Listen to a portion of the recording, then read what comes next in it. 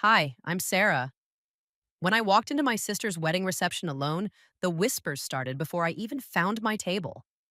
I still can't hold down a job. Living in that tiny apartment at 32, no wonder she's still single. My mother avoided eye contact. My father shook his head like I was a walking disappointment. And Jessica? She actually pointed me out to her bridesmaids and laughed. But what none of them knew was what I'd been carrying in my dress pocket all evening. Because when the groom's father, a decorated Marine colonel, stood up from the head table, walked across that crowded ballroom, and saluted me in front of 300 guests, you could have heard a pin drop. So tell me, have you ever been a family disappointment? Only to watch their faces change when they finally learned who you really were? Before we dive in, tell us where you're watching from and what time it is for you right now. Drop it in the comments below. We read every single one. I pulled into the Riverside Country Club parking lot just as the sun was setting behind the oak trees, casting long shadows across the perfectly manicured golf course. My hands were shaking slightly as I gripped the steering wheel of my 10-year-old Honda Civic, surrounded by BMWs and Mercedes. The black cocktail dress I'd bought at Target 3 days ago suddenly felt too simple, too cheap for a venue like this. But it was the small velvet box in my pocket that made my heart race, not the dress. The valet approached my car with a polite smile that faltered when he saw the dented bumper and faded paint. Name for the list, miss? He asked, clipboard in hand. Sarah Mitchell, I said, stepping out and smoothing my dress. He scanned the list twice, his finger running down the page slowly. I'm sorry, I don't see you listed here. I'm the bride's sister, I said quietly. Jessica Mitchell Hartley. His eyebrows raised slightly. Oh, of course, my apologies. He waved me toward the main entrance, but I caught the look he exchanged with the other valet. A look that said everything about what they thought of the bride's sister showing up in a decade-old car. The country club's grand entrance was all marble columns and crystal chandeliers, the kind of place that whispered old money and established families. I'd never been inside before, despite Jessica talking about it constantly since she got engaged to Marcus 18 months ago. The Hartley family belonged here. We Mitchells, we most definitely did not. I walked through the lobby alone, my heels clicking on the polished marble floor. There was no one to greet me, no family member looking out for my arrival. Just the soft murmur of conversation and clinking glasses drifting from the ballroom ahead. I paused at the entrance, taking in the scene that looked like something out of a magazine. Round tables covered in ivory linens, towering centerpieces of white roses and baby's breath, and a live string quartet playing softly in the corner. The place was filled with people I didn't recognize, all dressed in designer clothes and expensive jewelry. Jessica stood near the center of the room in her stunning white gown, surrounded by her new in laws. She looked radiant, every inch the perfect bride. Her new mother in law, Mrs. Hartley, was holding her hands and saying something that made Jessica laugh. That genuine laugh she used to save just for me when we were kids. When Jessica's eyes met mine across the room, her smile didn't falter, but something cold flickered behind it. She looked right through me as if I were just another member of the waitstaff. I spotted my parents near the bar. Dad was nursing a whiskey, his tie already loosened despite the evening just beginning. Mom stood beside him in a navy dress she'd probably worn to every wedding for the past 5 years, her lips pressed into a thin line. When she saw me approaching, her expression tightened even more. Sarah, she said, her voice barely above a whisper. You actually came? Of course I came, I replied. Jessica's my sister. Dad glanced at me over his glass. Surprised you could get the time off. What are you doing for work these days, anyway? The question hung in the air like a challenge. I opened my mouth to answer, but before I could, my Aunt Carol appeared at my elbow. Well, well, she said, her voice dripping with false sweetness. Look who decided to show up. I was just telling your mother how worried we all were about you. Worried? I asked. Oh, you know. She waved her hand dismissively. Living alone in that little apartment, no steady boyfriend, jumping from job to job. It's just not what we expected for you, dear. I felt my face flush. I'm doing fine, Aunt Carol. Are you, though? She leaned closer, lowering her voice. Because Jessica mentioned you've been struggling. Financially, I mean. She said you couldn't even afford a proper wedding gift. The velvet box in my pocket seemed to burn against my leg. If only she knew what was inside it. If only any of them knew. I brought a gift, I said quietly. Oh, I'm sure you did, sweetie. I'm sure you did. She patted my arm condescendingly before drifting away to join another group of relatives I barely recognized. I made my way to the seating chart, scanning the elegant calligraphy for my name. Table after table was listed with careful precision. Family tables, college friend tables, work colleague tables. I found my name finally, tucked away at table 12, in the back corner of the room, mixed in with plus ones and distant relatives. The table farthest from the head table where Jessica and Marcus would sit with their immediate families. When I reached table 12, I realized why I'd been placed there. It was the overflow table, the one for people who didn't quite fit anywhere else. A second cousin twice removed, an elderly great aunt who lived in Florida, and a few people I didn't recognize at all. They looked up when I sat down, polite but uninterested. Are you family? Asked the elderly woman to my left. I'm Jessica's sister, I said. Oh, her face lit up. How wonderful. She's such a beautiful bride. You must be so proud. I smiled and nodded, but inside I felt hollow. Proud. I was proud of Jessica. I always had been. But sitting here at the forgotten table, wearing my discount dress, I felt like the family embarrassment they'd all decided I was. The cocktail hour dragged on. I watched from my distant table as Jessica made her rounds, greeting guests, laughing at their jokes, posing for photos. She was in her element, surrounded by Marcus's wealthy family and their influential friends. I caught glimpses of conversations about vacation homes in the Hamptons, children at private schools, charity galas, and country club memberships. She's really landed herself a good one, I heard someone say at the table behind me. Oh, yes, the Hartley family has money going back generations. Marcus's father is quite important, you know. Military background, very distinguished. I turned slightly to see who was speaking. Two women I didn't recognize, both dripping in diamonds and designer dresses. And what about her family? The first woman asked. Well, the second woman lowered her voice. Let's just say it's not quite the same league. I heard the parents are just ordinary, and there's a sister who's been quite the disappointment. My cheeks burned. I stared down at my hands, focusing on not letting the tears that were threatening to fall actually make it down my face. Really? How so? Can't seem to hold down a job, never married, living in some tiny apartment. Jessica's been quite worried about her, from what I understand. It's sad, really. Some people just don't live up to their potential. I excused myself and walked to the ladies' room, needing a moment to collect myself. In the mirror, I saw exactly what they saw: a woman in a cheap dress with no engagement ring, no impressive job title to drop in conversation, no exciting stories about exotic vacations or prestigious accomplishments. Just Sarah, the sister who never quite measured up.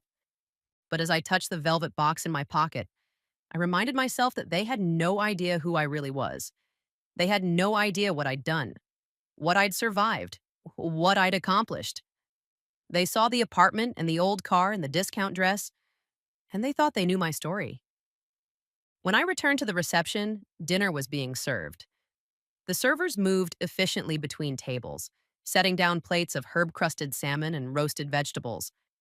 The conversation at my table was polite but distant. No one really wanted to know about the bride's sister who'd been relegated to the back corner. As the evening progressed, I watched Jessica and Marcus's first dance, listened to the heartfelt speeches from the maid of honor and best man, and applauded politely when Marcus's father stood to welcome Jessica into the family. Colonel Hartley was an imposing man, tall and distinguished with silver hair and ramrod straight posture. Even in his civilian clothes, everything about him screamed military precision. The Hartley family is honored to welcome Jessica, he said, his voice carrying easily across the ballroom. She brings joy and light to our son's life, and we couldn't be happier to call her daughter. The room erupted in applause. Jessica beamed, Marcus looked proud, and I felt more invisible than ever. This was their world, their celebration, their new beginning. I was just the sister in the corner, the one who didn't quite belong. But then something changed. As Colonel Hartley was returning to his seat, his eyes swept across the room and landed on me. For just a moment, he paused, his expression shifting from polite celebration to something else entirely. Recognition? Surprise? I couldn't tell from this distance. He said something to his wife, then began walking. Not back to his seat, but toward my table. Toward me. The room seemed to slow down as he approached. Conversations faltered, heads turned, and I felt every eye in the ballroom following his path. My heart started pounding so hard I was sure everyone could hear it. When he reached my table, he stopped directly in front of my chair. The entire ballroom had gone silent. Even the string quartet seemed to sense the moment and let their music fade away. Then, slowly and deliberately, Colonel Hartley came to attention and rendered a perfect military salute. Before we continue with what happened next, I need you to know something. Drop a comment below and tell me where you're watching from right now. Are you at home? At work? Maybe you're listening while you're driving? And what time is it where you are? We love hearing from all of you, and we read every single comment. Your stories matter to us, and honestly, some of you have shared things that have completely blown us away. So don't be shy. Let us know you're here. Now back to that moment. Colonel Hartley held that salute in front of 300 people while I sat frozen in my chair at the forgotten table in the back corner of the ballroom. Time seemed to stop. The silence was so complete I could hear my own heartbeat thundering in my ears. Every face in that room was turned toward us. Every conversation had died mid-sentence. Even the waiters had stopped moving.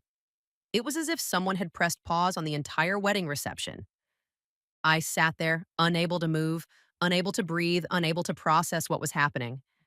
This distinguished man, this pillar of the community, this father of the groom, was saluting me. Me. The family was disappointed in the discount dress. My eyes darted frantically around the room, taking in the sea of confused faces. Jessica's mouth was hanging open, her bouquet forgotten in her hands. Marcus looked bewildered, glancing between his father and me like he was trying to solve a puzzle. My mother's wine glass was halfway to her lips, frozen there as she stared. Dad had actually taken a step backward, nearly stumbling into a waiter. But it was the look on Jessica's face that I'll never forget. The color had drained from her cheeks, and her eyes were wide with something between shock and panic. This was supposed to be her moment, her perfect day, and suddenly all attention had shifted to her disappointing sister in the corner. Colonel Hartley held the salute for what felt like an eternity but was probably only 10 seconds. Then slowly he lowered his hand and spoke, his voice carrying clearly across the silent ballroom. "Master Sergeant Mitchell," he said, his tone filled with unmistakable respect. "It's an honor to finally meet you." Master Sergeant. He'd said it loud enough for everyone to hear, and I watched as the words hit my family like a physical blow. Jessica actually stumbled backward, caught by Marcus's steadying hand. My mother's wine glass slipped from her fingers, shattering on the marble floor with a sound that seemed to echo through the stunned silence. "Sir?" I managed to whisper, finally finding my voice. I started to stand, but he gestured for me to remain seated. "Please don't get up," he said. "I should have recognized you immediately. Your photograph is in my office." My photograph in his office. The murmurs started then, rippling through the crowd like a stone thrown into still water. I could hear fragments of whispered conversations, people trying to piece together what was happening. Did he say Master Sergeant? That's a pretty high rank, isn't it? I thought she was unemployed. Jessica never mentioned her sister was military. Colonel Hartley pulled out the empty chair next to mine, the one that had been set for a +1 I didn't have. "May I?" he asked. I nodded, still not trusting my voice to work properly. He sat down, and the simple act of this distinguished man choosing to sit at the forgotten table in the back corner sent another wave of whispers through the room. "I have to ask," he said, leaning slightly toward me so his voice wouldn't carry to the other tables. "Are you the Master Sergeant Sarah Mitchell who led the evacuation of the Kandahar Medical Facility?" The Kandahar Medical Facility. Just hearing those words brought it all back. The explosions, the smoke, The screaming, the weight of responsibility as I made split second decisions that would determine whether people lived or died. The 23 hours straight of coordinating the evacuation of over 200 patients and medical staff while the enemy closed in around us. Yes, sir, I said quietly. His eyes widened slightly. My God, I've been trying to find you for 2 years. Find me? My unit was providing air support that day.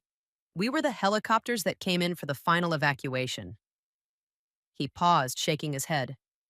What you did that day, the way you organized that evacuation under fire, the way you kept everyone calm, the way you refused to leave until every last person was out safely, it was extraordinary. I felt tears prick at my eyes. No one had ever called what I did extraordinary. When I came home, when I was discharged, when I was trying to figure out how to be a civilian again, no one wanted to hear about Kandahar. They wanted to know why I couldn't just get a normal job like everyone else. You saved lives that day, Colonel Hartley continued. Our pilots couldn't believe what they were seeing. A single NCO coordinating the evacuation of an entire medical facility while under enemy fire. They talked about it for months afterward. The conversations around us were getting louder now. I could see people leaning across tables, whispering urgently to each other. My cousin David was on his phone, probably Googling military ranks. Aunt Carol was fanning herself with her napkin, looking like she might faint. I never got to thank you properly, the colonel said. The after action reports mentioned you by name, but by the time I tried to reach out, you had already been discharged and no one could tell me where you'd gone. I came home, I said simply. I got out and I came home. And your family? He glanced around the room. They know about your service? I followed his gaze to where my parents stood, still looking shell shocked. Dad had found another whiskey somewhere and was gripping it like a lifeline. Mom was being fanned by one of Jessica's bridesmaids, her face pale and drawn. They know I was in the army, I said carefully, but they don't really understand what that means. Colonel Hartley nodded slowly. I see. Well, perhaps it's time they learned. He stood up then, and the room fell silent again. Every eye was on him as he walked to the front of the ballroom, where the microphones still stood from the earlier toasts. The string quartet stopped playing entirely. Even the waiters froze in place. Ladies and gentlemen, he said, his voice carrying the authority of someone accustomed to command. I hope you'll forgive the interruption, but I have something I need to share with you all. Jessica looked like she wanted to disappear. Marcus was whispering something in her ear, probably trying to figure out what his father was doing. My mother had gone completely white, and I realized she was probably terrified about what he might say.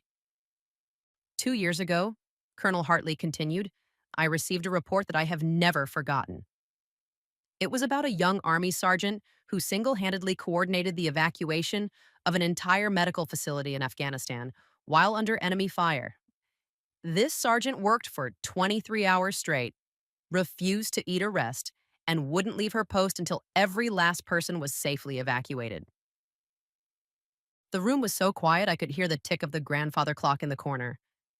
Colonel Hartley's words seemed to hang in the air like smoke. 237 people owed their lives to this sergeant's courage and leadership. Patients, doctors, nurses, support staff, everyone. She organized them, kept them calm, and got them out alive when everyone else thought it was impossible. I wanted to sink into the floor. This wasn't how I wanted them to find out. Not like this, not at Jessica's wedding, not with 300 people staring at me like I was some kind of exhibit. That sergeant was awarded the Bronze Star with V device for valor, the Army Commendation Medal, and the Combat Medical Badge. She was also recommended for the Silver Star, though she was too modest to accept it. That last part wasn't true, but I didn't correct him. The Silver Star recommendation had been downgraded due to politics and bureaucracy, but I'd never told anyone that. Some battles weren't worth fighting. I've been trying to find this hero for 2 years, Colonel Hartley said, his voice growing stronger. I wanted to thank her personally for her service, for her courage, and for the example she set for all of us. I hope you don't mind, he said quietly, his voice meant only for me. I know that was probably not how you wanted your service to be acknowledged. I shook my head, still not trusting my voice to work properly. The truth was, I didn't know how I felt about it. For 2 years, I'd been trying to figure out how to tell my family about my military service, about what I'd done, about why I sometimes woke up in cold sweats, or why crowded places sometimes made me feel like I couldn't breathe. But every time I'd tried to bring it up, they'd changed the subject or made some comment about how I needed to focus on the future instead of living in the past. Please sit, he said, gesturing to my chair. I'd like to hear about what you've been doing since you got out. I sat down, acutely aware that conversations at nearby tables had shifted. Where before people had been discussing the bride's dress or the quality of the salmon, now I could hear fragments of military talk. People were suddenly experts on ranks and medals, debating the significance of a Bronze Star, speculating about combat deployments. I've been trying to figure that out myself, I admitted. The transition has been challenging. Colonel Hartley nodded knowingly. It always is. The military gives you structure, purpose, and a clear mission. Civilian life can feel chaotic in comparison. That's exactly it, I said, feeling a rush of relief that someone finally understood. Everyone keeps asking me what I want to do with my life, and I keep thinking that I already did something important. I already had a purpose, but somehow that doesn't seem to count for much out here. It counts for everything, he said firmly. The problem is that most people don't understand what you've been through, what you've seen, what you've done. They see the uniform, but they don't see the person inside it. A waiter approached our table, clearly nervous about interrupting. Excuse me, sir, ma'am. The bride and groom have requested that the dinner service continue. Would you like your meals refreshed? I looked down at my plate, surprised to see that my food had gone completely cold. I'd been so focused on the conversation that I'd forgotten to eat. Thank you, but I'm fine. Colonel Hartley waved the waiter away, then leaned forward. Tell me about the apartment they mentioned. Where are you living now? I felt my cheeks flush. It's nothing fancy, just a small one-bedroom in Lincoln Park. I got it when I first moved back to Chicago. I thought it would be temporary, but I shrugged. It's been 2 years now. Are you working? I do some freelance consulting, project management mostly, companies that need help organizing complex logistics. I didn't mention that most of my clients had no idea about my military background. I'd learned to downplay it in job interviews after seeing how uncomfortable it made people. That makes sense, he said. Military logistics experience is incredibly valuable in the civilian world. You could probably run circles around most corporate project managers. It was such a simple statement, but it hit me like a physical blow. When was the last time someone had said something positive about my skills, my experience, my potential? My family certainly hadn't. They saw my military service as something I'd wasted time on, a detour from the real business of finding a husband and settling down. I've been thinking about going back to school, I said hesitantly. Maybe getting an MBA or something. Everyone keeps telling me I need more credentials if I want to be taken seriously in the business world. Colonel Hartley's expression darkened slightly. More credentials? You coordinated the evacuation of a medical facility under enemy fire. You managed resources, personnel, and logistics in a life or death situation. What civilian MBA program teaches that kind of decision making under pressure? I had never thought about it that way. But I don't have a business degree. I don't have the right background. You have the right experience, he said. There's a difference. And frankly, most of the MBA programs I've seen produce people who can talk a good game, but crumble when things get difficult. You've already proven you can handle the difficulty. Across the room, I could see my family huddled together near the bar. Mom was gesturing animatedly while Dad nursed what looked like his fourth whiskey of the evening. Jessica was with them, still looking shell-shocked, her perfect wedding makeup smudged from crying. They kept glancing over at my table, but none of them made any move to approach. They look like they want to talk to you, Colonel Hartley observed, following my gaze. They look like they want to disappear, I corrected. This isn't exactly how they plan to spend Jessica's wedding reception. No, I imagine not. He was quiet for a moment, then asked, How long has it been since you told them about your service? I never really told them the details. They knew I was deployed, obviously, but they didn't want to hear about it when I came back. Mom said it was too depressing, and Dad said I needed to focus on moving forward instead of dwelling on the past. Colonel Hartley's jaw tightened. I see. They're not bad people, I said quickly, feeling the need to defend them. They just don't understand. Military service isn't really part of our family culture. I was the first one to join, and they never really knew what to make of it. That doesn't excuse ignoring your accomplishments, he said. You're their daughter. They should be proud of what you've done. Proud. The word hung in the air between us. When was the last time I'd felt like my family was proud of me? Probably not since high school, when I'd been the good student with good grades and a clear path to college. Everything had changed when I'd enlisted instead of going straight to university like they'd expected. I think they're embarrassed, I admitted. Jessica's always been the successful one.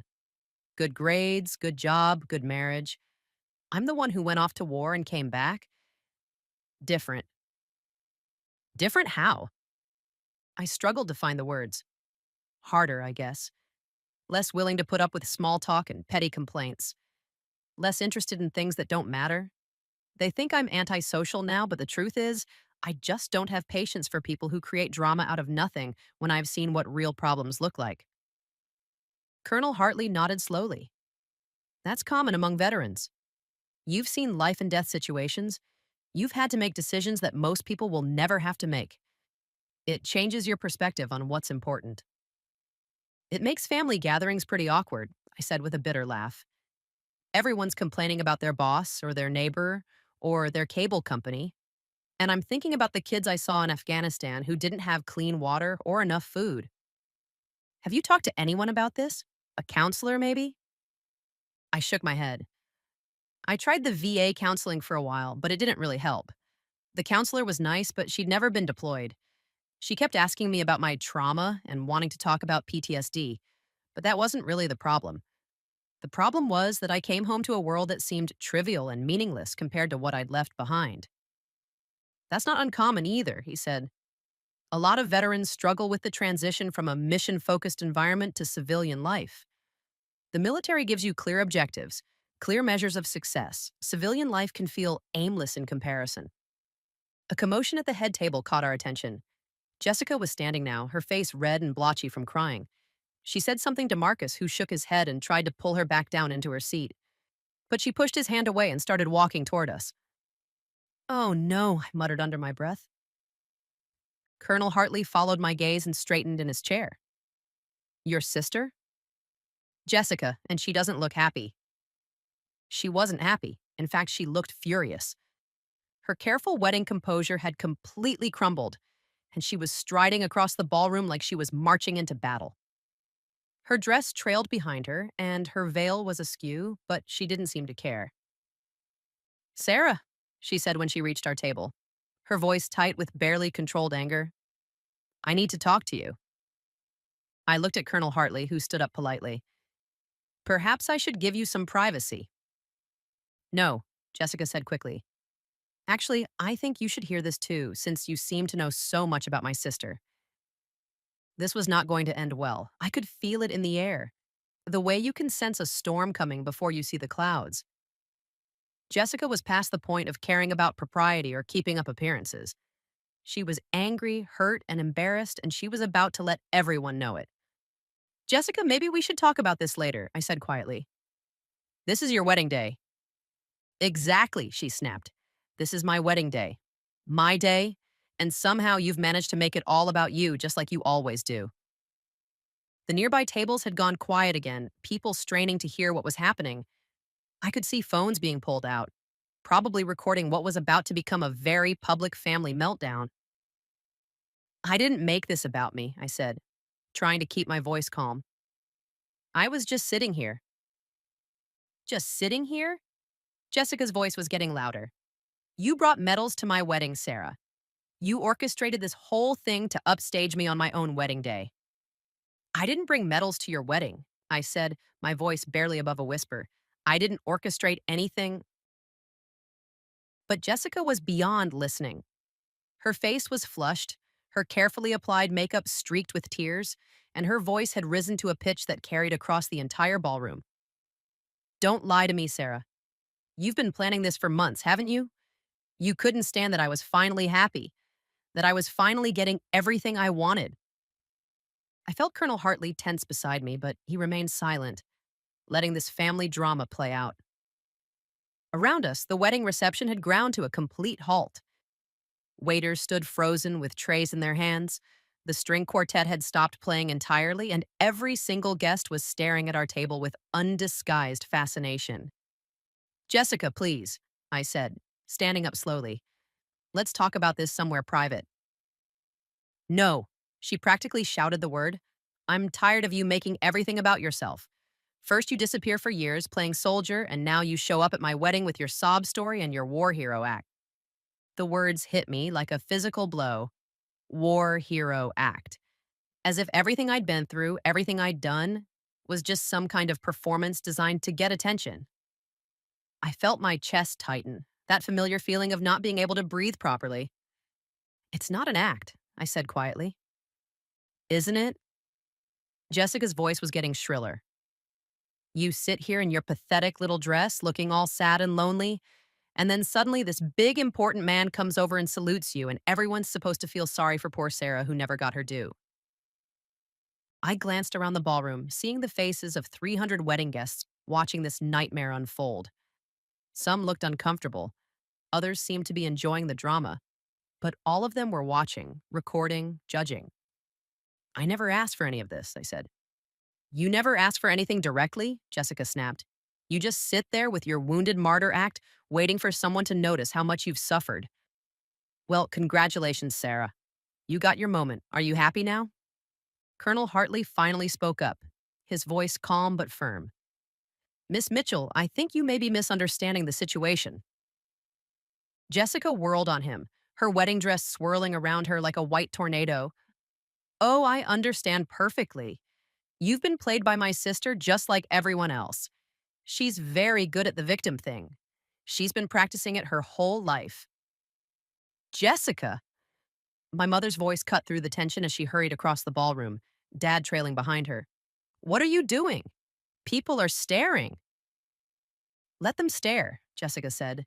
But some of the fight seemed to go out of her voice when she saw Mom's horrified expression. I'm tired of pretending everything is fine.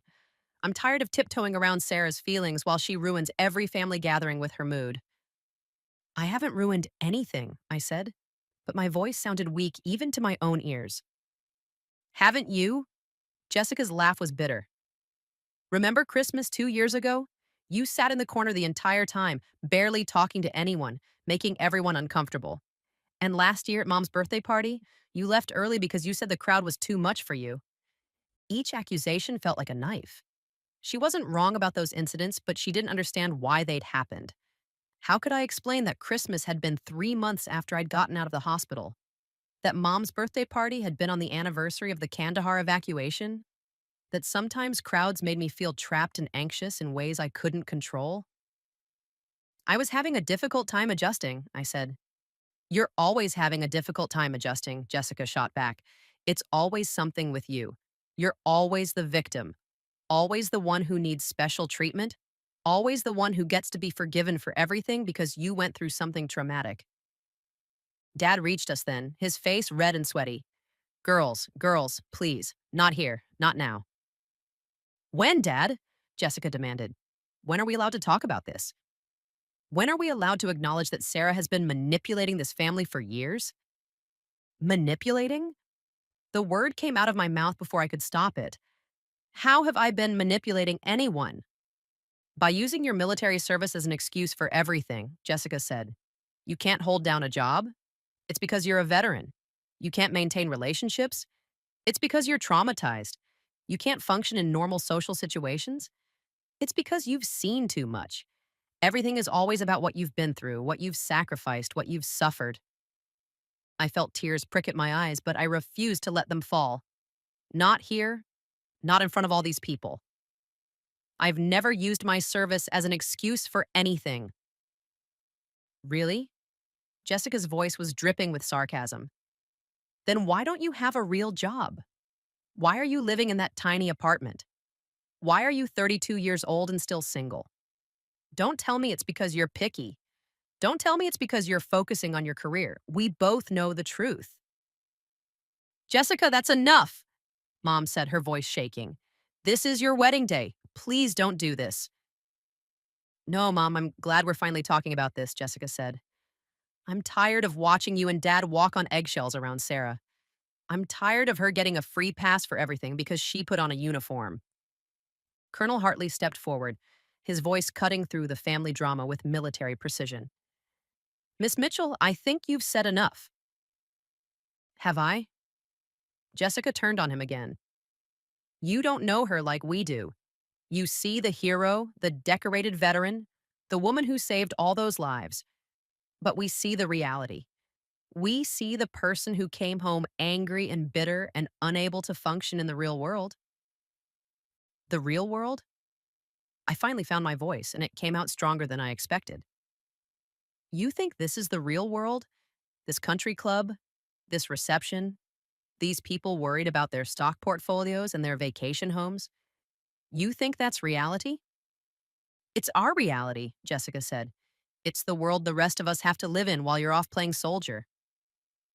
I wasn't playing anything, I said, my voice rising. I was serving my country. I was doing something that mattered. And we're supposed to be grateful for that? We're supposed to spend the rest of our lives making allowances for your service? Jessica's mask was completely off now, revealing years of resentment and frustration. I'm tired of it, Sarah. I'm tired of your service being more important than anything the rest of us have accomplished. The ballroom was dead silent now. Even the kitchen staff had stopped moving, everyone frozen in place as they watched this family implode in real time. I could see people holding up their phones, recording every word, every facial expression. I never said my service was more important, I said quietly. You didn't have to say it. It's implied in everything you do. The way you look at us like we're shallow and meaningless. The way you act like our problems don't matter because they're not life and death. The way you use your trauma as a shield whenever anyone tries to hold you accountable for your choices. That's not fair, I said. But even as I said it, I wondered if there was some truth to her words. Had I been using my military service as a way to avoid dealing with civilian life? Had I been hiding behind my trauma instead of facing the real challenges of building a life outside the military? Isn't it? Jessica's voice had dropped to a whisper, but it carried just as much venom. Tell me, Sarah, when was the last time you asked about my job? When was the last time you showed interest in my relationship with Marcus? When was the last time you acted like anything in my life mattered to you? I opened my mouth to respond, but no words came out. Because she was right. I had been so focused on my own struggles, my own pain, my own difficulty adjusting to civilian life, that I'd stopped paying attention to what was happening with my family. I thought so, Jessica said, seeing my silence as confirmation. It's always about you, Sarah. Always. And now, on my wedding day, you've managed to make it about you again. I didn't mean for this to happen, I said, my voice barely audible. Maybe not consciously, Jessica said, but subconsciously? Deep down, you couldn't stand that I was getting attention, that I was the center of attention for once. So you found a way to change that. That's not true, I said, but my voice lacked conviction. Isn't it? Jessica looked around the ballroom at all the faces staring at us. Look around, Sarah. Whose wedding is this? Who's supposed to be the focus today? And yet here we are with everyone staring at you, talking about you, thinking about you. I felt sick to my stomach. She was right. Regardless of my intentions, regardless of what had actually happened, I had somehow become the center of attention at my sister's wedding. The day that was supposed to be about her and Marcus had become about me and my military service. I'm sorry, I whispered. Are you? Jessica's voice was cold now, all the heat gone out of it. Or are you just sorry you got caught? Before I could answer, Marcus appeared at Jessica's side. He'd been watching from the head table, probably trying to figure out how to handle this situation without making it worse. His face was pale, and he looked like he wanted to be anywhere else in the world. Jess, he said quietly, putting a hand on her arm. Maybe we should continue this conversation later, in private. Jessica shook off his touch. No, Marcus. I'm tired of keeping this private. I'm tired of protecting Sarah's feelings while she destroys every family gathering. She's not destroying anything, Marcus said, but his voice lacked conviction. He was clearly just trying to defuse the situation. Look around, Jessica said, gesturing to the silent ballroom. Our wedding reception has turned into a therapy session about my sister's war trauma. How is that not destroying things? I looked around the ballroom, seeing the truth of her words reflected in the faces of 300 wedding guests. This was supposed to be a celebration of Jessica and Marcus's love, a joyous beginning to their married life. Instead, it had become a spectacle, a family drama playing out in front of strangers. You're right, I said quietly. I should go. Yes, Jessica said immediately. You should. I reached for my small clutch purse, my hands trembling as I tried to gather what little dignity I had left. The velvet box was still there, the gift I'd brought for Jessica, the one I'd saved for months to buy. I pulled it out and set it gently on the table, next to my untouched dinner plate. Your wedding gift, I said quietly, not looking at Jessica's face. I hope you'll be happy. I turned to leave, but Colonel Hartley's voice stopped me. Master Sergeant Mitchell, wait. I paused, not turning around. The last thing I wanted was to drag this out any longer, to give Jessica more ammunition, to make this spectacle even worse than it already was. Please don't leave like this, he said, his voice carrying that same authority I remembered from my commanding officers. Not because of this. I have to, I said, still not turning around. She's right. This is her day, and I've ruined it. You haven't ruined anything, he said firmly. You've done nothing wrong. But I had done something wrong, hadn't I? Maybe not intentionally, but I had somehow managed to turn my sister's wedding into a referendum on my military service. I had become the center of attention when I should have been invisible, should have been just another guest celebrating the happy couple. Sarah, please. Mom's voice was barely a whisper. Don't leave like this. We can work this out. I finally turned around, and the sight of my family's faces almost broke me. Mom looked devastated, her carefully applied makeup streaked with tears. Dad was gripping his whiskey glass so hard his knuckles were white. And Jessica? Jessica looked like she immediately regretted her outburst, but was too proud to take it back. I think I've done enough damage for one night, I said, trying to keep my voice steady. I'll call you tomorrow, Mom. We can talk then.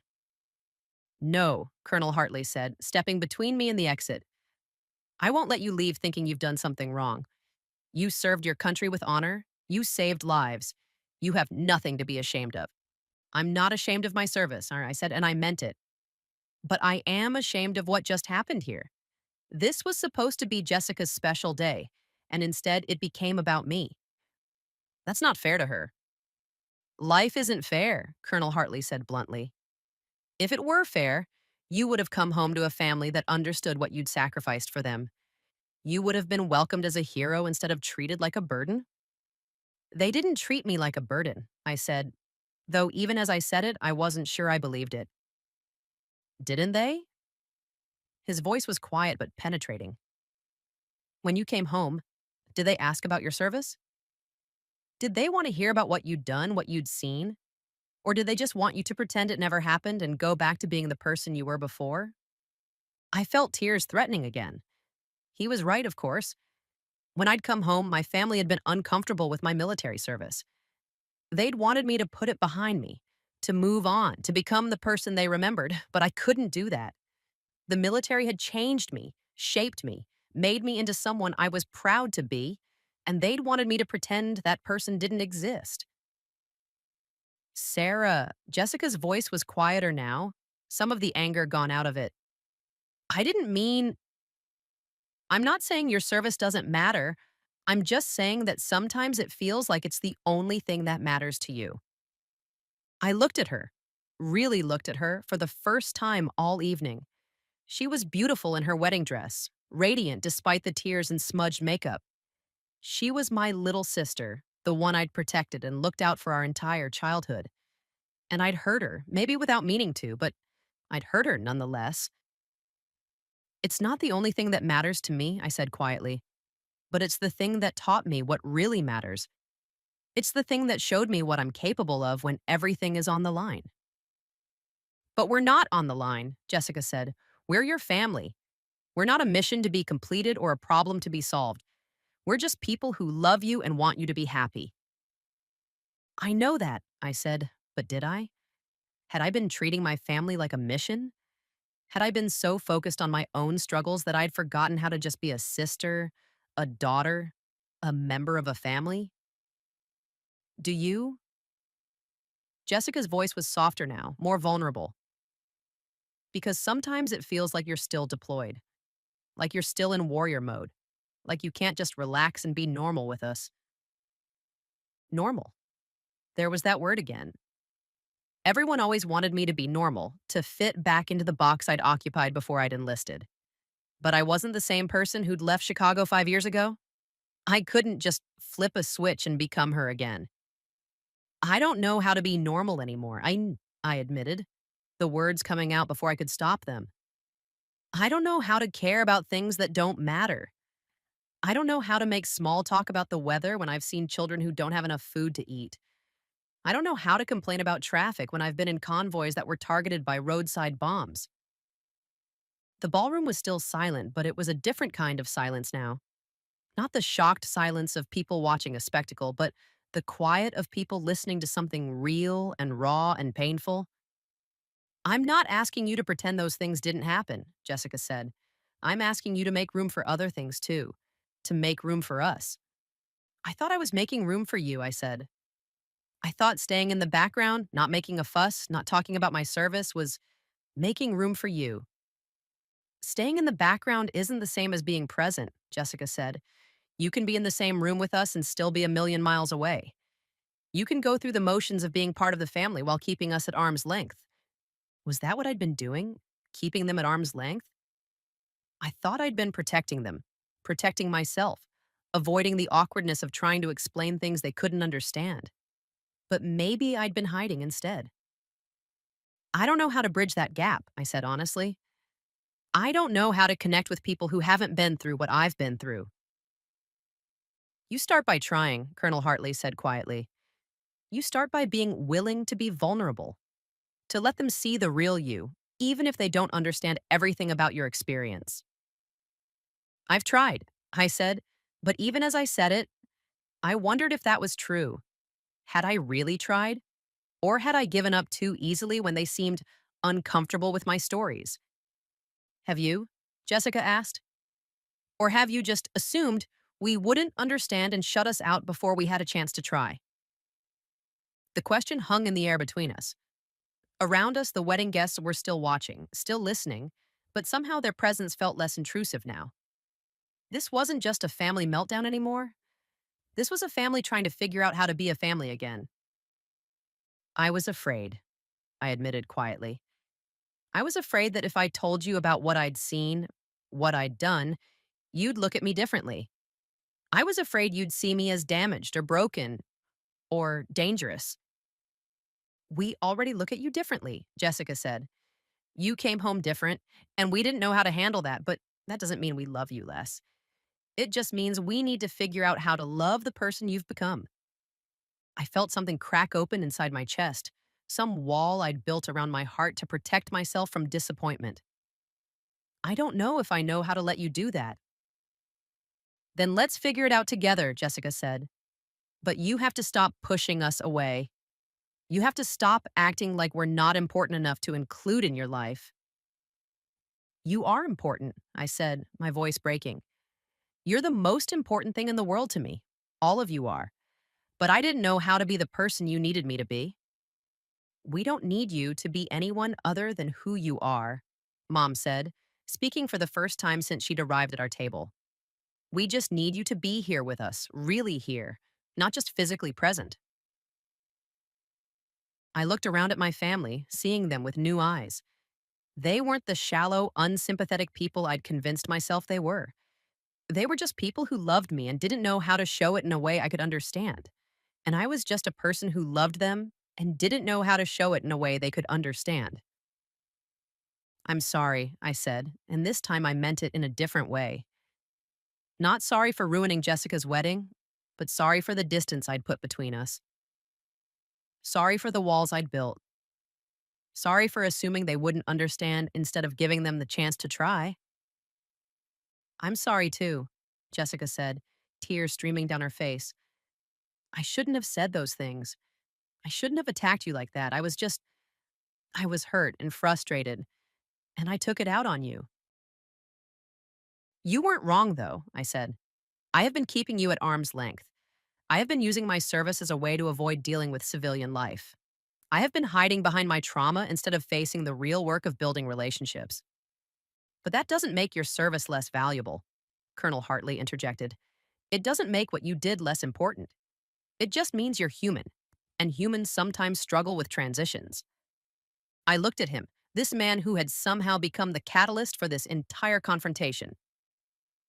I'm sorry you had to witness all of this. This isn't exactly the kind of family reunion you probably expected. He smiled, and for the first time all evening, it reached his eyes. Actually, this is exactly the kind of family reunion I hoped for. Real families fight sometimes. They say things they don't mean. They hurt each other, and then they figure out how to heal.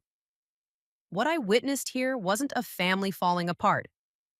It was a family learning how to be honest with each other. Even if it happened at Jessica's wedding? I asked. Especially because it happened at Jessica's wedding, he said.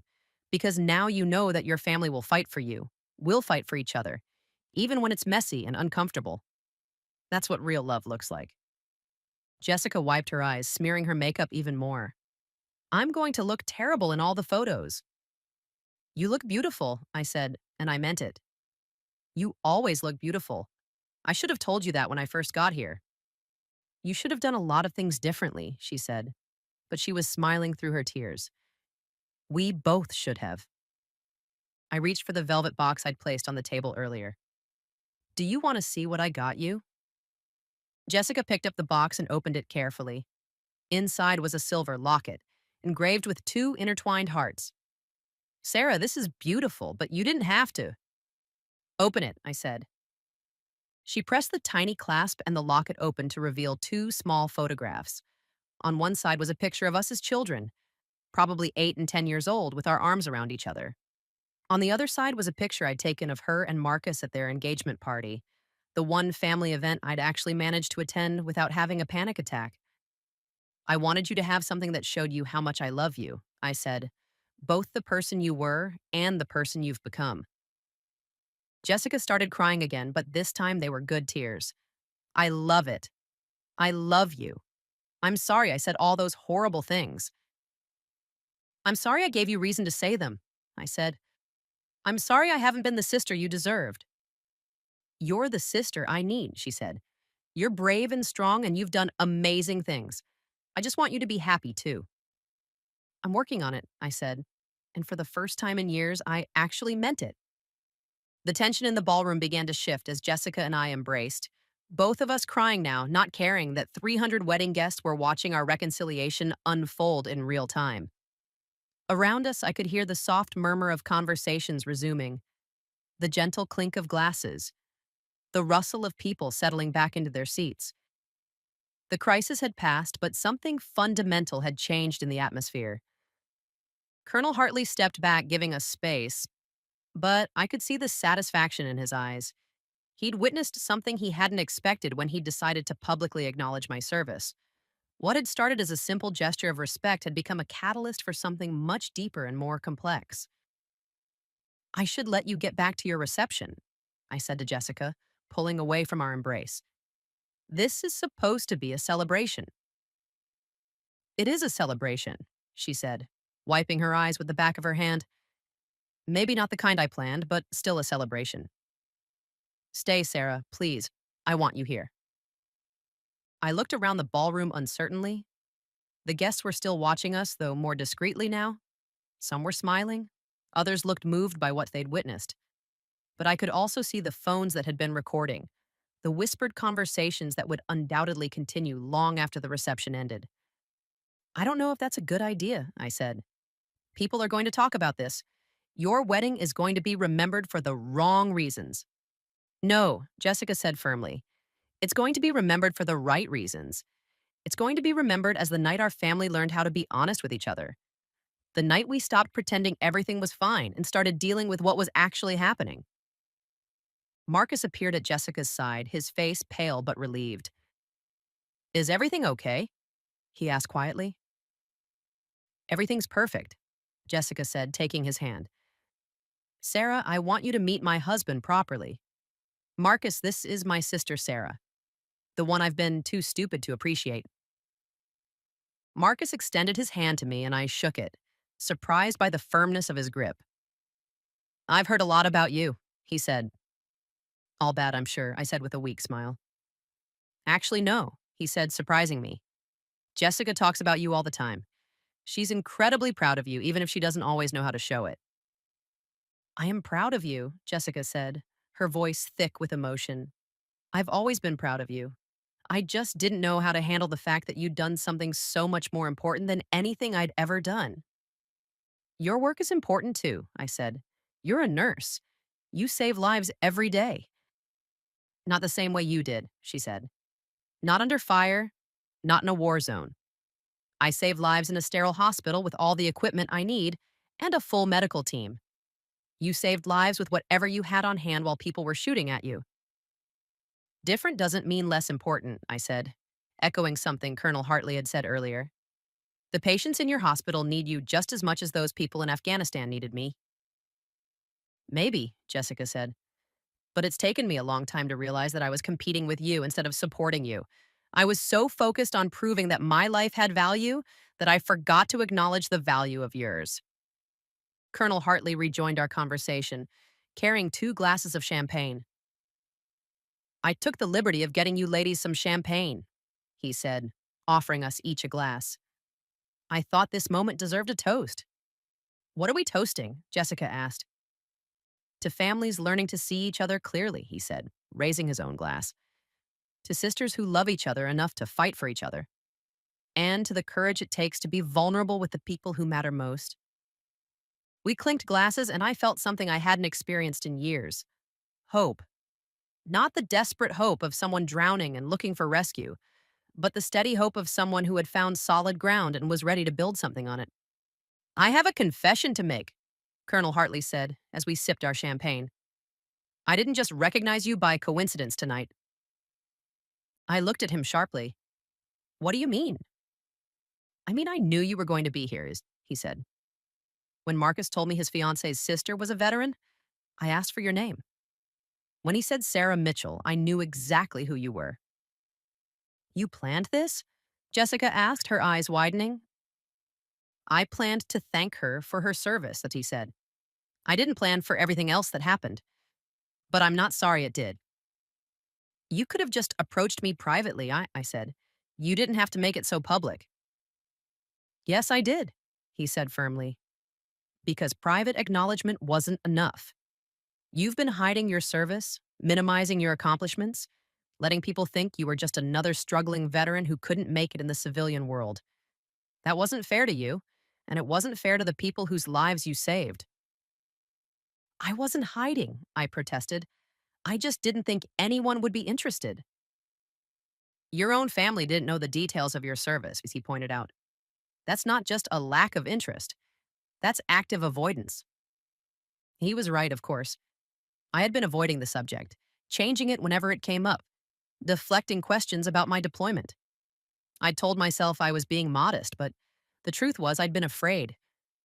Afraid of being seen as damaged goods, afraid of being defined by trauma, afraid of being put on a pedestal I didn't think I deserved. I didn't want to be the veteran who couldn't shut up about her service, I said. I didn't want to be that person who brings every conversation back to the military. There's a difference between bragging and sharing, Colonel Hartley said. You don't have to make every conversation about your service, but you shouldn't have to hide it either. It's part of who you are. It's part of what makes you who you are. I'm still figuring out who I am, I admitted. In the military, I knew exactly who I was. I knew my role, my responsibilities, my purpose. Out here, I feel like I'm making it up as I go along. Everyone's making it up as they go along, Jessica said. The difference is that some people are better at pretending they have it all figured out. Is that what you've been doing? I asked. Pretending? Sometimes, she admitted. When I got engaged to Marcus, I felt like I had to prove that I belonged in his world, that I was sophisticated enough, successful enough, worthy enough to be part of his family. I was so focused on that I forgot to be myself. You don't have to prove anything to anyone, I said. You're amazing, just as you are. So are you, she said. I wish I'd told you that more often. Mom and Dad had been hovering nearby, listening to our conversation, but not quite brave enough to join it. Finally, Mom stepped forward. Sarah, honey, she said tentatively, I owe you an apology. We both do. You don't owe me anything, I said automatically. Yes, we do, Dad said, joining Mom. We failed you when you came home. We were so focused on trying to get you back to the way you were before that we never took the time to appreciate who you'd become. We were scared, Mom admitted. You came home different, and we didn't know how to handle that. We thought if we just gave you enough time and space, you'd go back to being our little girl. But you weren't our little girl anymore. You were a grown woman who'd been through things we couldn't imagine. I was scared too, I said. I was scared that if I told you about what I'd seen, what I'd done, you'd look at me like I was broken. I was scared that you'd see me as a victim instead of a survivor. We see you as our daughter, Dad said. We've always seen you as our daughter. We just didn't know how to show you that we were proud of the woman you'd become. Are you proud of me? I asked, the question coming out smaller than I'd intended. We're incredibly proud of you, Mom said, her voice breaking. We've always been proud of you. We just didn't know how to tell you that without making it sound like we were minimizing what you'd been through. I thought you were embarrassed by me, I said. I thought you wished I'd never enlisted. We were terrified when you enlisted, Dad said. We were terrified when you deployed. We were terrified when you came home. But we were never embarrassed. We were never anything but proud. Then why did you never ask about my service? I asked. Why did you always change the subject when I tried to talk about it? Because we didn't know what to say, Mom said. We didn't know how to respond to stories about war and death and trauma. We were afraid we'd say the wrong thing, so we said nothing at all. That made me feel like you didn't care, I said. We cared so much, we didn't know how to show it, Dad said. We care so much, it scared us. I looked at my parents, really looked at them, for the first time in years. They looked older than I remembered, more fragile. Dad's hair was grayer, Mom's face more lined. They'd aged while I was gone, while I was recovering, while I was struggling to figure out who I was supposed to be. I'm sorry I shut you out, I said. I'm sorry I made you feel like you couldn't talk to me about my service. We're sorry we made you feel like you had to shut us out, Mom said. We're sorry we didn't know how to love you through this. You did love me through this, I said. You just didn't know how to show it in a way I could understand. We're still learning, Dad said. We're still figuring out how to be parents to the person you've become. I'm still figuring out how to be your daughter, I said, the person I've become. Colonel Hartley had been listening to our family conversation with the expression of someone who'd seen this dynamic play out before. This is very common, he said quietly. Families struggle with reintegration just as much as veterans do. Everyone's trying to figure out how to relate to each other again. Is there a manual for this? Jessica asked with a watery laugh. Because I feel like we're all just stumbling around in the dark. There's no manual, he said, but there are resources, support groups for families of veterans, counseling services, people who understand what you're all going through. Would you be willing to try that? I asked my family. Would you be willing to get help figuring this out? If you're willing to try too, Jessica said. If you're willing to stop pushing us away and let us help you figure it out. I'm willing, I said, and I meant it. I'm tired of being alone with this. I'm tired of pretending I don't need help. You're not alone, Colonel Hartley said. You've never been alone. You just couldn't see the support that was there because you were too afraid to ask for it. I'm asking now, I said. I'm asking for help. I'm asking for understanding. I'm asking for patience while I figure out how to be part of this family again. You've always been part of this family, Mom said. You just forgot how to let us show you that. The atmosphere in the ballroom had completely transformed. What had started as a painful confrontation had evolved into something none of us had expected, a genuine family reunion. The wedding guests, who had initially been uncomfortable witnesses to our drama, now seemed genuinely moved by what they were seeing. I noticed several people wiping their eyes, and the conversations around us had taken on a warmer, more intimate tone. Colonel Hartley excused himself momentarily, saying he needed to speak with the band leader. I watched him walk away, still amazed by the chain of events his simple gesture had set in motion. When he returned a few minutes later, he was carrying something in his hand, a small wooden box, dark mahogany with brass hinges. I have something for you, he said, approaching our family group. Something I've been carrying for 2 years, waiting for the right moment to give it to you. He handed me the box, and I felt the weight of it in my hands. It was heavier than I'd expected, substantial and solid. The wood was smooth and warm, worn by handling. What is it? I asked. Open it, he said simply. I lifted the lid carefully, and inside, nestled in dark blue velvet, was a challenge coin. But not just any challenge coin. This one was larger than the standard issue, made of what looked like solid bronze, with intricate engravings on both sides. On one side was the emblem of his unit, with the words 82nd Airborne Division curved around the top. On the other side was an engraving I had to read twice to believe. In recognition of extraordinary courage under fire, Master Sergeant Sarah Mitchell, Kandahar Medical Facility Evacuation. No one left behind. This is from my unit, Colonel Hartley said quietly.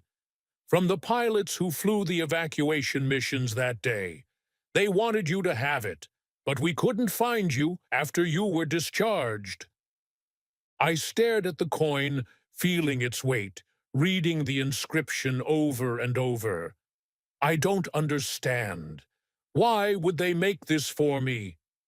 Because what you did that day changed how they thought about ground operations, he said. Because they'd never seen anyone coordinate a complex evacuation like that under such extreme conditions. Because they wanted you to know that your actions had meaning beyond just saving those lives. Jessica leaned over to look at the coin, her eyes widening as she read the inscription. Sarah, this is incredible. They made this specifically for you? The pilots took up a collection, Colonel Hartley said. They had it made by the same company that makes congressional medals. They wanted it to be something worthy of what you accomplished. I felt tears threatening again, but this time they were different. Not tears of pain or frustration, but tears of recognition. For 2 years, I'd been struggling with the feeling that my service hadn't mattered, that I'd come home to a world that didn't value what I'd done. But here was proof that it had mattered, that people I'd never even met had been impacted by my actions. I never knew, I whispered. That's the problem with military service, Colonel Hartley said. You do your job, you come home, and you rarely get to see the full impact of what you've done. You saved 237 lives that day, but you never got to see those people go home to their families, never got to see the children who were born because their parents survived, never got to see the lives that were lived because of your courage. The after-action reports mentioned some of this, I said, still staring at the coin. But they were just numbers on a page. I never really understood. The human cost, he finished, or in this case, the human benefit. Sarah, there are 237 families who are intact today because of what you did. There are children who have parents, spouses who have partners, parents who have children, all because you refused to give up. Mom had been listening to this conversation with growing amazement. Sarah, honey, you never told us any of this. You never told us you saved all those people. I didn't know how to tell you, I said. It felt like bragging. And honestly, I was just doing my job. I was just trying to get everyone out safely. Just doing your job? Dad's voice was incredulous. Sarah, what you're describing, that's not just doing your job, that's heroism. I don't feel like a hero, I said. I feel like someone who did what needed to be done. That's exactly what heroism is, Colonel Hartley said. It's not about feeling heroic. It's about doing what needs to be done when everyone else is frozen by fear or chaos. It's about making the hard decisions when lives are on the line. Marcus had been quiet during this exchange, but now he spoke up. Sarah, I had no idea. When Jessica told me her sister was a veteran, I pictured someone who'd maybe done a tour of duty, maybe worked in logistics or administration. I never imagined. Most people don't, I said. Most people hear female veteran, and they think of someone who worked in an office or drove a truck. They don't think of someone who was in combat. Were you in combat often? Jessica asked, and I could hear the fear in her voice, the worry about things that had already happened, but that she was just learning about. More than I told you, I admitted, but less than some people. I was mostly in logistics and coordination, but in a war zone, everyone's in combat sometimes. How many times were you in danger? Mom asked, and I could see her trying to process the reality of what my deployment had been like. Mom, I don't think that's a helpful question, I said gently. I'm home now. I'm safe. That's what matters. But I need to know, she said. I need to understand what you went through so I can understand who you are now. I looked at her, seeing the genuine need in her eyes. For 2 years, she'd been trying to connect with me, and I'd been shutting her out because I thought she couldn't handle the truth. But maybe the truth was what she needed. I was in dangerous situations regularly, I said carefully. That's the nature of being deployed in a combat zone. But I was well trained. I had good equipment, and I had an amazing team. We looked out for each other. The Kandahar evacuation, Colonel Hartley said. That wasn't your first time under fire, was it? No, I said, but it was the most intense, and it was the one where I had the most responsibility. I was the senior NCO on site, so the evacuation was my call. What does that mean exactly, Yo? Jessica asked. What were you deciding? I thought about how to explain it in terms they could understand. Imagine you're in charge of evacuating a hospital during a natural disaster, but the disaster is getting worse by the hour, and you only have a limited number of ambulances. And some of the patients are too critical to move, and you have to decide who goes first and who might have to wait, knowing that waiting might mean dying. Oh my God, Mom breathed. You had to make those kinds of decisions. Every day, I said. Not always life and death, but always decisions that affected people's lives. That's what leadership means in the military. You're responsible for other people's safety, other people's lives, other people's families. How did you handle that pressure? Dad asked. You train for it, I said. You practice making decisions under stress until it becomes second nature. And you learn to trust your team, to rely on their expertise and judgment. I couldn't have done the Kandahar evacuation alone. I had medics who knew which patients could travel and which couldn't. I had communications specialists who kept us connected with the evacuation aircraft. I had security personnel who kept us safe while we worked. But you were in charge, Colonel Hartley said. You were the one making the final decisions. Yes, I said. And that's a responsibility I don't take lightly. I still think about those decisions, still wonder if I made the right calls, still carry the weight of knowing that people's lives depended on my judgment. Do you regret it? Jessica asked quietly. Do you regret enlisting, going through all of that? I thought about her question seriously. Did I regret it? The nightmares, the anxiety, the difficulty adjusting to civilian life, the feeling of being disconnected from people who hadn't shared my experiences? No, I said finally. I don't regret it. I regret some of the things I had to see, some of the things I had to do. I regret that people had to die, that families were torn apart, that children had to grow up in a war zone. But I don't regret my service. I don't regret being part of something bigger than myself. Even with everything you've struggled with since coming home? Mom asked. Even with that, I said, because the alternative would have been staying home, staying safe, staying comfortable while other people did the hard work. And I couldn't live with that. I'm proud of you, Dad said, his voice thick with emotion. I'm proud that you're the kind of person who chooses to serve, who chooses to take on that responsibility. I'm proud that you're my daughter. Thank you, I said, and I meant it. That means more to me than you know. Colonel Hartley cleared his throat. If I may, I'd like to make a suggestion. Sarah, you mentioned that you're doing freelance consulting work. Have you ever considered working with other veterans? What do you mean? There are organizations that help veterans transition to civilian careers. They need people who understand both the military experience and the civilian world, people who can help bridge that gap. I'm not sure I'm qualified for that, I said. I'm still figuring out my own transition. That's exactly what would make you qualified, he said. You understand the struggle. You know what it's like to feel disconnected from civilian life. You know what it's like to feel like your military experience doesn't translate. But I haven't figured it out yet, I protested.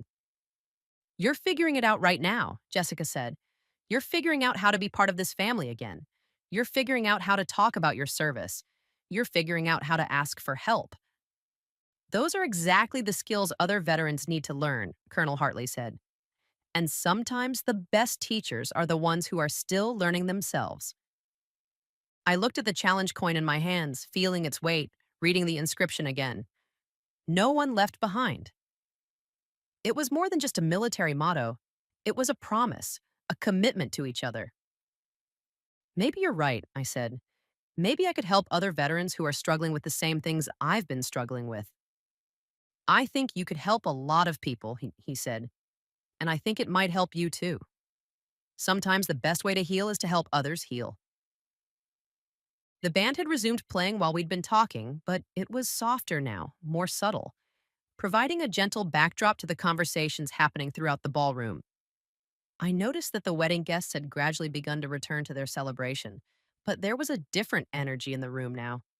People were talking more intimately, sharing stories, connecting in ways that felt more genuine than the typical wedding reception small talk. I want to do something, Jessica said suddenly, looking around the ballroom. I want to acknowledge what just happened here. This is my wedding, and I want people to understand that what we just experienced is part of our celebration. Jessica, you don't need to do that, I said quickly. You've already done enough. This is your day. No, it's our day, she said firmly. It's our family's day. It's the day we learned how to be honest with each other. That's worth celebrating. Before I could protest further, she was walking toward the band, her wedding dress trailing behind her. I watched as she spoke to the band leader, gesturing toward our table. He nodded and handed her the microphone. Ladies and gentlemen, Jessica's voice carried across the ballroom, and conversations gradually quieted. I know this evening has been unconventional, but I wanted to take a moment to share something with all of you. She paused, looking out at the faces turned toward her. Many of these people had witnessed our family drama unfold and had seen us at our most vulnerable and raw. I felt a flush of embarrassment, but Jessica looked confident, radiant even. When I was planning this wedding, I thought I knew exactly what I wanted. I wanted everything to be perfect, elegant, sophisticated. I wanted to show everyone that I'd made it, that I belonged in this world, that I was worthy of the life I was building with Marcus. She looked directly at me then, and I saw nothing but love in her eyes. But what I realized tonight is that I was so focused on appearing perfect that I almost missed what was actually perfect. I almost missed the opportunity to truly celebrate the people I love most.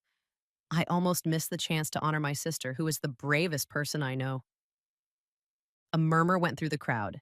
I could see people looking at me with new interest, reevaluating their earlier assessments. My sister Sarah is a decorated veteran who served our country with distinction. She saved lives, she showed courage under fire, and she came home to a family that didn't know how to appreciate what she had done. That's on us, not on her. I wanted to disappear under the table, but Colonel Hartley placed a steadying hand on my shoulder. Let her do this, he said quietly. Let her honor you.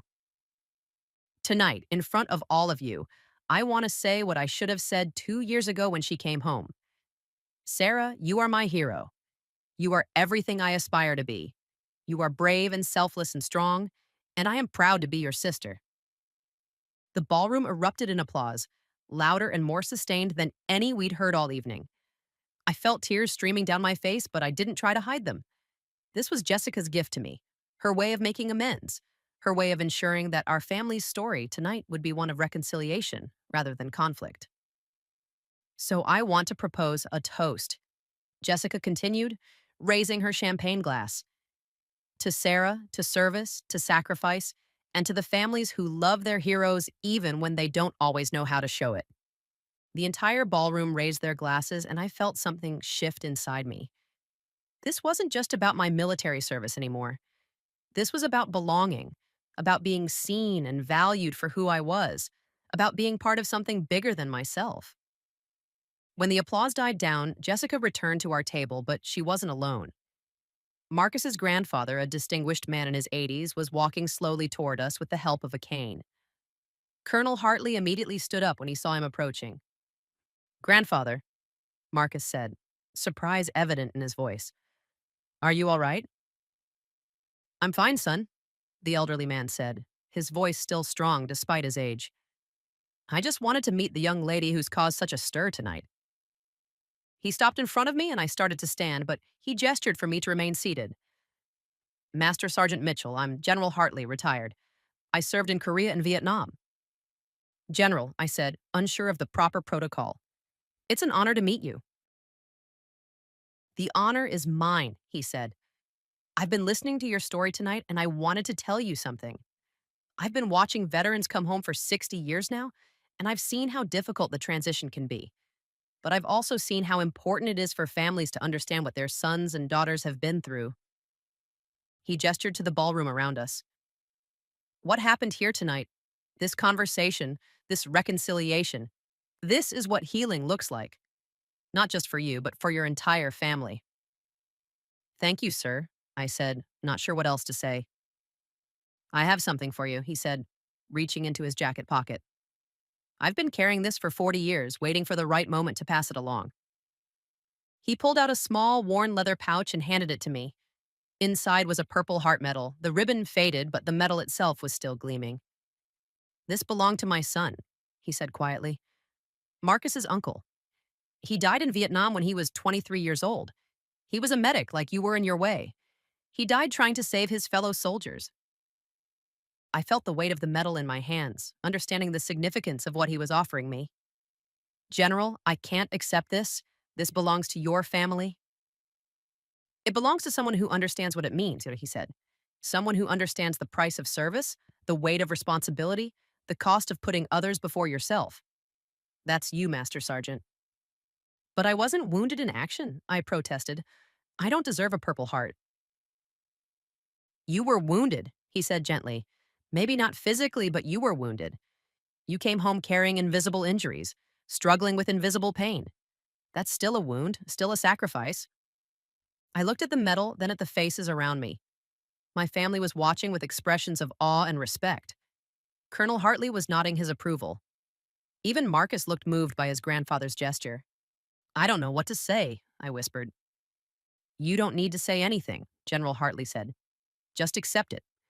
And someday, when you meet another veteran who needs to understand that their service mattered, you pass it along. I closed my fingers around the medal, feeling its history, its weight, its meaning. Thank you, General. I'll treasure this. I know you will, he said. And I know you'll honor it.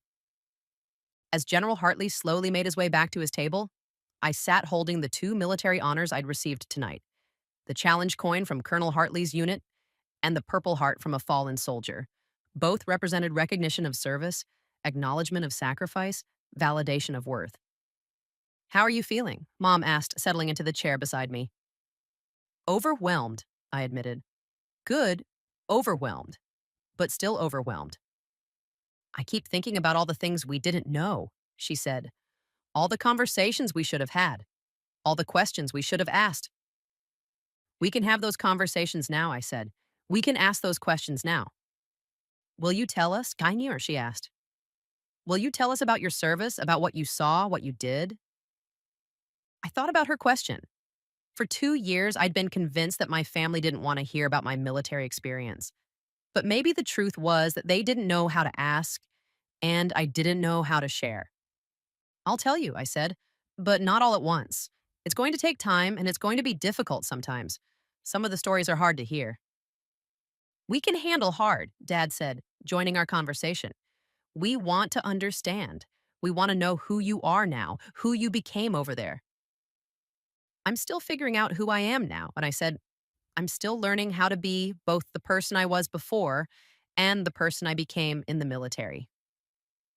We'll figure it out together, Jessica said, appearing at my other side. All of us, as a family. Colonel Hartley approached our group, and I could see that he was preparing to leave. I should let you get back to celebrating, he said. But before I go, I wanted to give you something else. He handed me a business card. My contact information. I meant what I said about working with veterans. I know several organizations that could use someone with your experience and perspective. Thank you, I said, taking the card. I'll think about it. Don't think too long, he said with a smile. The world needs more people like you, Sarah. People who understand what service means, who've proven they can handle responsibility under pressure, who care more about doing the right thing than about being comfortable. He shook hands with my family members, congratulated Jessica and Marcus again, and began to walk away. Then he turned back. One more thing, he said. What happened here tonight? This conversation, this reconciliation, this is what I was hoping for when I decided to acknowledge your service publicly. Not the drama, but the healing. Not the conflict, but the connection. You knew this would happen? I asked. I hoped it would, he said. I've seen too many veteran families struggle in silence. Too many heroes go unrecognized. Too many people carrying burdens alone that should be shared. Sometimes it takes a catalyst to start the conversation. Thank you, I said, and I meant it, for everything. Thank you for your service, Groom, he said, and thank you for letting me be part of this moment. As he walked away, I looked around at my family, at the wedding guests who were now approaching our table to introduce themselves and share their own stories of military service, at the ballroom that had become the setting for the most important conversation of my life. What now? Jessica asked, slipping her arm through mine. Now we dance, I said, surprising myself. It's your wedding reception. We should dance. Jessica's face lit up with genuine joy for the first time all evening. Really? You want to dance? I want to celebrate my sister, I said, standing up and smoothing my dress. I want to celebrate the fact that you found someone who loves you enough to marry you, and I want to celebrate the fact that we're finally talking to each other like sisters should. The band was playing something slow and romantic, probably intended for the married couples in the room, but Jessica took my hand and led me to the dance floor anyway, not caring about convention or what was expected. We weren't the only ones dancing, but we were probably the only sisters dancing together at a wedding reception. I'm sorry I was such a bridezilla about everything, Jessica said as we swayed to the music. I was so worried about impressing Marcus's family that I forgot about my own family. You weren't a bridezilla, I said, though we both knew that wasn't entirely true. You were a bride who wanted everything to be perfect? That's normal. It's not normal to exclude your own sister from the wedding party because you're embarrassed about her life choices, Jessica said. It's not normal to seat your sister at the back of the reception because you don't want your new in laws to ask too many questions about her. I'd wondered about that. Is that why I was at table 12? I thought it would be easier, she admitted, looking ashamed. I thought if you were in the back, people wouldn't notice you, wouldn't ask questions I didn't know how to answer. What questions were you afraid they'd ask? About why you were single, about what you did for work, about why you seemed so distant at family gatherings.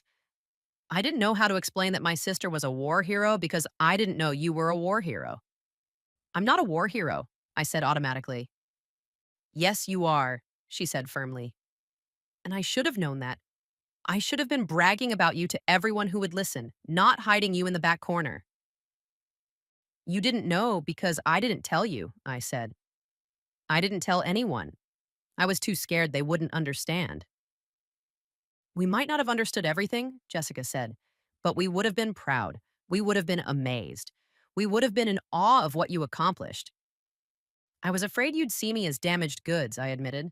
I was afraid you'd think I was broken. Are you broken? She asked gently. I thought about the question seriously. I'm different. I've changed. I have some rough edges that weren't there before. But broken? No, I don't think so. I think I'm just forged. Like metal that's been heated and hammered into a new shape? That's a good way to put it, she said. You're stronger now. Harder in some ways, but also more resilient. I'm still figuring out how to be strong and soft at the same time, I said. How to be tough when I need to be, but still vulnerable with the people I love. We'll figure it out together, she said. All of us. Mom and dad are going to want to hear everything, you know. They're going to want to know about your deployment, about what you saw, about what you did. I know, I said, and I'm ready to tell them. Finally. The song ended, and Marcus appeared at Jessica's side. May I cut in? He asked with a smile. Of course, I said, stepping back. She's your wife now. She's still your sister, he said. And I hope you know that means you're my sister now, too. I'd like that, and I said, and I meant it. I'd like to be part of your family.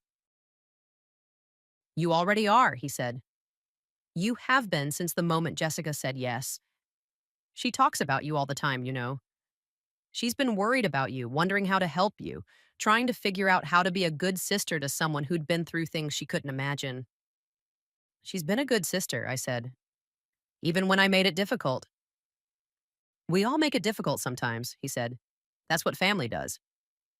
As they danced away, I found myself standing alone on the edge of the dance floor, Watching the other couples move together in the dim light, I felt peaceful for the first time in years.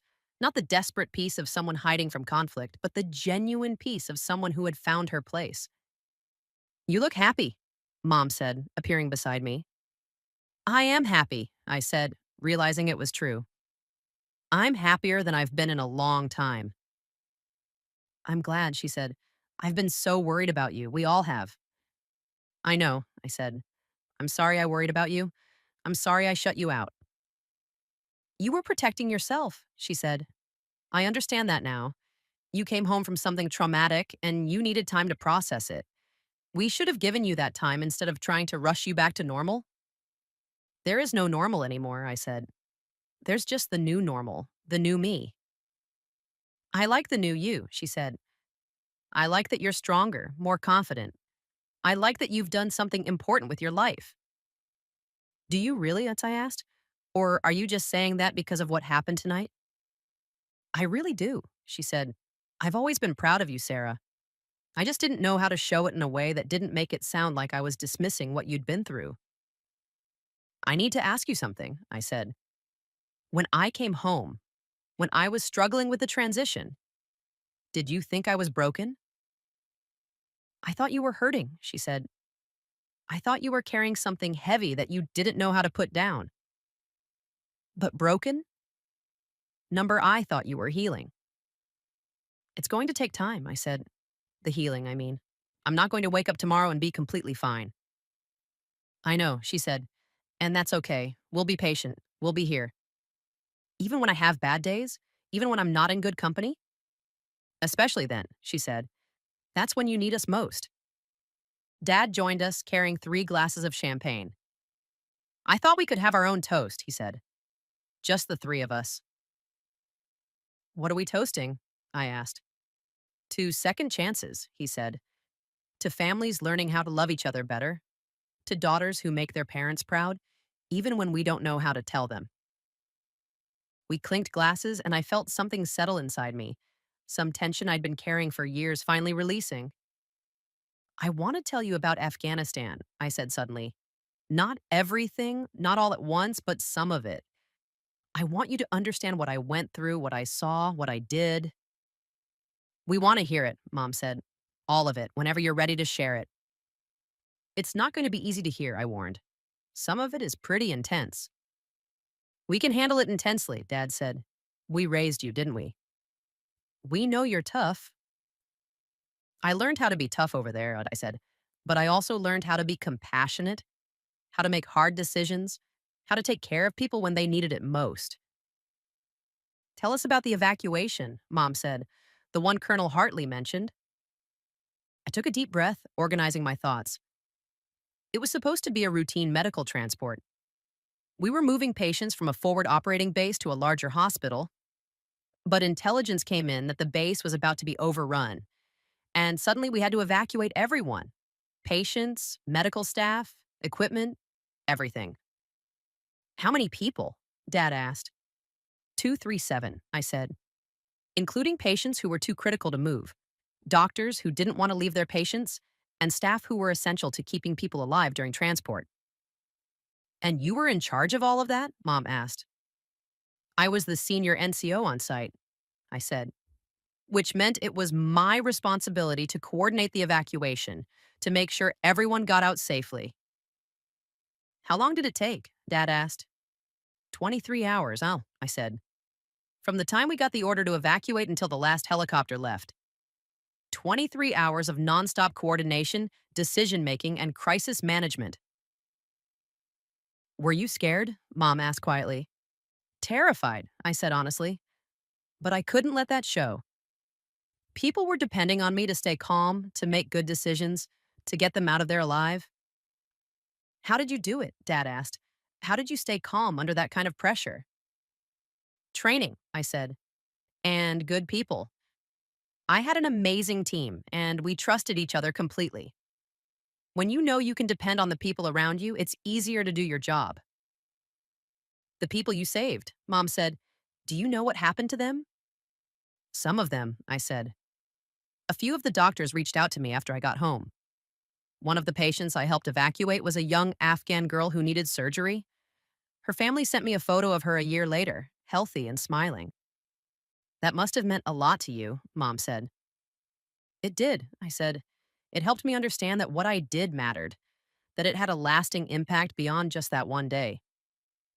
Is that why you've been struggling? Dad asked.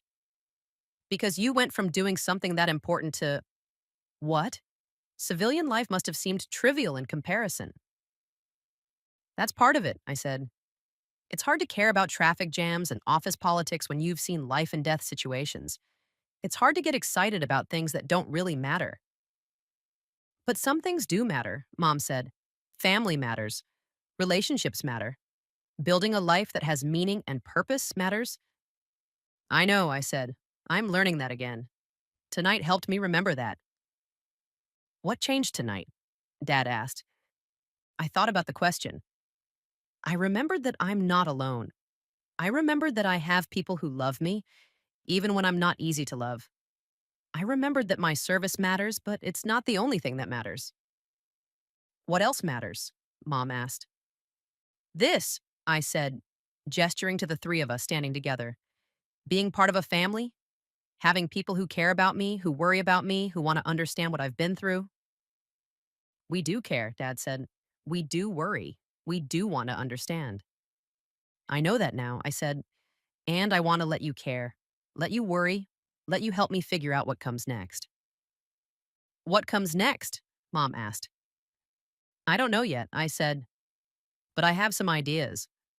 Colonel Hartley mentioned some organizations that work with veterans. Maybe I could help other people who are going through what I've been going through. That sounds perfect for you, Dad said. You'd be good at that. I think I would be, I said. I think I'm ready to stop hiding from my military experience and start using it to help other people. We'll support you, Mom said. Whatever you decide to do, we'll be here. I know, I said. And that makes all the difference. As the evening wound down, the reception took on a different quality. The formal dinner service had ended, the speeches were over, and the dancing had become more relaxed and intimate. Wedding guests were beginning to say their goodbyes, but many lingered, as if they sensed that something significant had happened here tonight, and they weren't quite ready to leave. I found myself at the center of conversations I never could have imagined. People were approaching me throughout the evening, some to share their own military experiences, others to ask questions about my service, and still others simply to express their gratitude. A woman in her 70s told me about her brother who had served in Vietnam and never talked about it. A young man mentioned his wife who was currently deployed overseas. Each conversation felt meaningful, connected to something larger than just wedding small talk. But it was the conversation with Marcus's aunt that surprised me most. She was an elegant woman in her 60s, impeccably dressed, with the kind of confidence that came from a lifetime of success in whatever she had chosen to do. I've been watching you all evening, she said, approaching me as I stood near the windows overlooking the golf course. I'm Patricia Hartley, Marcus's aunt. I run a consulting firm that specializes in crisis management and strategic planning. It's nice to meet you, I said, wondering where this conversation was heading. I've been in business for 30 years, she continued. I've worked with Fortune 500 companies, government agencies, and nonprofit organizations. I've seen a lot of people in high pressure situations, and I can tell you that what you did tonight, managing that family crisis, de escalating the tension, finding a way to bring everyone together, that's exactly the kind of skill set my clients pay me very well to provide. I'm sorry, I don't understand, I said. I'm offering you a job, she said bluntly. I need someone with your background, your experience, your ability to stay calm under pressure.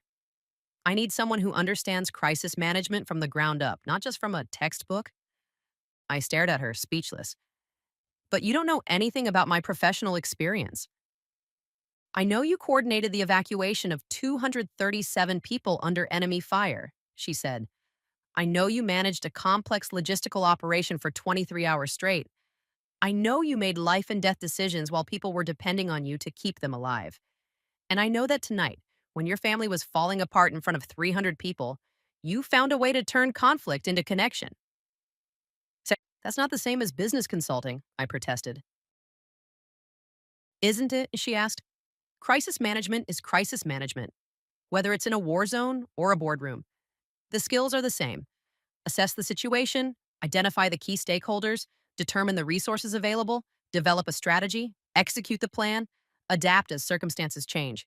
You've been doing that your entire military career. I felt a familiar flutter of excitement, the same feeling I'd had when I was given a challenging assignment in the military. What kind of consulting? Emergency response planning, crisis communication, organizational restructuring during difficult transitions. Companies that are facing major challenges and need someone who can think clearly under pressure. I don't have an MBA, I said. I don't have a business background. You have something better, she said. You have real world experience managing crises. You have proven leadership ability. You have the kind of credibility that comes from actually doing the work, not just studying it. I'd need to learn the business side, I said, my mind already racing with possibilities. I'd train you, she said. I'd mentor you. I'd partner with you. I've been looking for someone like you for years, someone with your combination of experience, judgment, and integrity. Why me? I asked. Why not someone who's already established in the business world? Because the business world is full of people who can talk about crisis management, but have never actually managed a real crisis, she said. You have.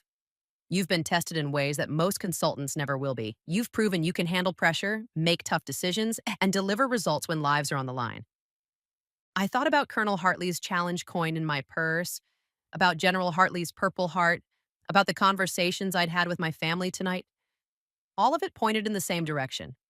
It was time to stop hiding from my military experience and start using it. I'm interested, I said. Very interesting. Good, she said, handing me her business card. Call me next week. We'll set up a meeting to discuss the details. As she walked away, I stood there holding another business card, another opportunity, another chance to build something meaningful with the skills and experience I'd gained in the military. But this time, I wasn't afraid. This time, I was ready. Jessica appeared at my side, having changed from her wedding dress into a simpler cocktail dress for the remainder of the evening. You look like you've had another revelation, she said. I think I just got offered a job, I said, showing her the business card. Patricia Hartley? Jessica's eyes widened. Sarah, she's incredibly successful. Her firm works with major corporations, government agencies, and everyone. How did she even know about you? She was watching tonight, I said. She saw how I handled the situation. The situation where I had a complete meltdown at my own wedding? Jessica asked with a rueful laugh. The situation where our family learned how to be honest with each other, I corrected. She saw that as crisis management. It was crisis management, Jessica said. You kept all of us from completely falling apart. You found a way to turn the worst moment of my wedding into the best moment of our family.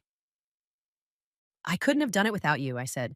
Without your willingness to listen, to apologize, to be vulnerable in front of all those people. I couldn't have done it without you either, she said.